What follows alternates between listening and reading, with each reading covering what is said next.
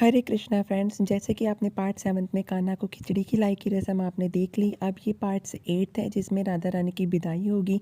तो अभी यहाँ पर राधा रानी और कान्हा दोनों कोबर में हैं। कोबर हम उसको बोलते हैं जिसमें एक लड़की तैयार होती है, दुल्हन बनती है, उस कमरे को कोहबर बोला जाता है। तो ये मंदिर ही है, एक तरह से राधा रानी का कोहबर है। इसमें कान्हा जी आए हैं और अब कान्हा जी राधा रानी को दही गुड़ खिलाएंगे और राधा रानी भी कान्हा को दही गुड़ खिलाएंगी। दोनों 5-5 बार खिलाते हैं।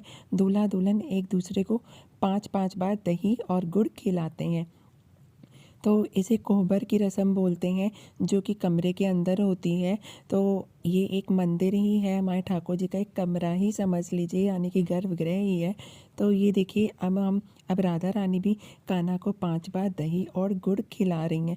तो राधा रानी की विदाई तो कर शादी हुई है तो विदाई करने की रस्म भी करनी ही है, लेकिन इस विग्रह को हम किसी दूसरे के घर नहीं भेज रहे हैं।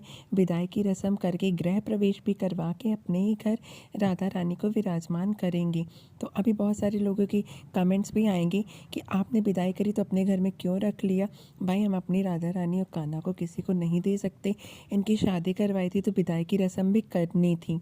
तो ये देखिए, राधा रानी अब घूंघट में आ गई हैं और विदाई की रस्म शुरू होने वाली है। तो ये देखिए, इनका श्रृंगार आप बताइएगा कमेंट सेक्शन में कैसा लगा। राधा रानी हाथों में कलीरे पहन रखे हैं, जूड़ा बना रखा है और बहुत ही सुंदर लग रही हैं। ऐसा श्रृंगार अगर हम दोबारा करना चाहें तो यकीन मानिए मुझे ऐसा लगता है कि नहीं कर पाएंगे। तो श्रृंगार वीडियो तो नहीं बनाया, टाइम नहीं था। और अब राधा रानी की कोछा भराई यानी कि गोद भराई की रस्म होगी। इसमें 5 बार डालते हैं चावल और गुड़ या मिठाई और फिर उसको थाली में पलट लिया जाता है। वैसे ही सूप में रख के किया जाता है, बट बहुत ही हैवी हो जाता। थोड़ा सा मम्मी के हाथ में दर्द है, इसी वजह से प्लेट में रख के किया जा रहा है। खैर कोई बात नहीं, जो भी आप करें ठाकुर जी के लिए दिल और भावना से करें। सब कुछ भावना के ऊपर ही डिपेंड है।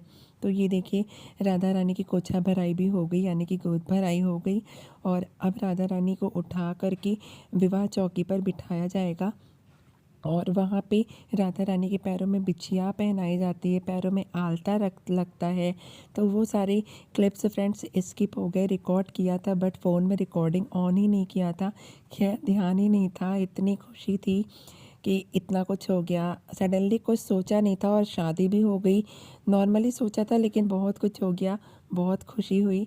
तो ये देखिए, राधा रानी चौकी पर आ गई हैं। अब इनको यानी कि पैरों में बिछिया और आलता भी लगेगा। तो ये देखिए, राधा रानी ने चूंदर भी ओढ़ रखा है और अब ये देखिए, इसी से उनके पैरों में बिछिया पहनाई गई थी और अब राधा रानी को उठाया जा रहा है विदाई की रस्म के लिए। तो अब राधा रानी जा रही हैं। बुरा भी लग रहा था उस टाइम पे, ऐसा लग रहा था सच में राधा रानी की विदाई हो रही है। और इनका फेस भी वैसा ही, मतलब आपकी जैसी भावना थी उस टाइम पे, राधा रानी का फेस भी वैसा ही आपको फील हो रहा था। तो इस टाइम पे राधा रानी हमारी बहुत ही सैड सी लग रही थी। तो ये देखिए, हमारी राधा रानी को ले जाया जा रहा है। थोड़ी दूर ले जा कर के फिर घोड़ ले आया गया था। तो वो गृह प्रवेश की विधि आपको अगले पार्ट में मिलेगी। और ये देखिए, अब सिंदूर भी राधा रानी को सिंदूरदानी दे दी गई है और अब राधा रानी की हो रही है विदाई। तो इस तरह से राधा रानी की हमने करी विदाई और अब हम चावल फेंकेंगे। तो ये देखिए, अब राधा रानी पीछे की तरफ चावल फेंक रही है। फ्रेंड्स, बैकग्राउंड अच्छा नहीं क्योंकि अभी हमारा घर बन रहा है और ये नया घर है, तो इसीलिए बैकग्राउंड सही नहीं लग रहा होगा आपको। खैर कोई बात नहीं। तो ये देखिए, ये विदाई की रस्म हो रही है, राधा रानी पीछे की तरफ चावल को फेंक रही हैं। तो फ्रेंड्स, पार्ट सारे आप देखिए और इन्जॉय करिए। वीडियो को ज़्यादा से ज़्यादा लाइक करिए। हम इसका प्लेलिस्ट बना देंगे, आप पूरा एक्यूरेट एक से लेकर के लास्ट तक देख सकते हो। तो कमेंट सेक्शन में ज़रूर बताना कि आपको कौन सा पार्ट अच्छा लगा। वीडियो को ज़्यादा से ज़्यादा आग लगा दो, फैला दो और वीडियो को लाइक करो, शेयर करो, चैनल को सब्सक्राइब कर दो। मिलते हैं कुछ और इंटरेस्टिंग इन्फॉर्मेटिव वीडियोज़ के साथ। तब तक के लिए हरे कृष्णा, जय माता दी, Radhe Radhe and thanks for watching. Hare Krishna, जय माता दी।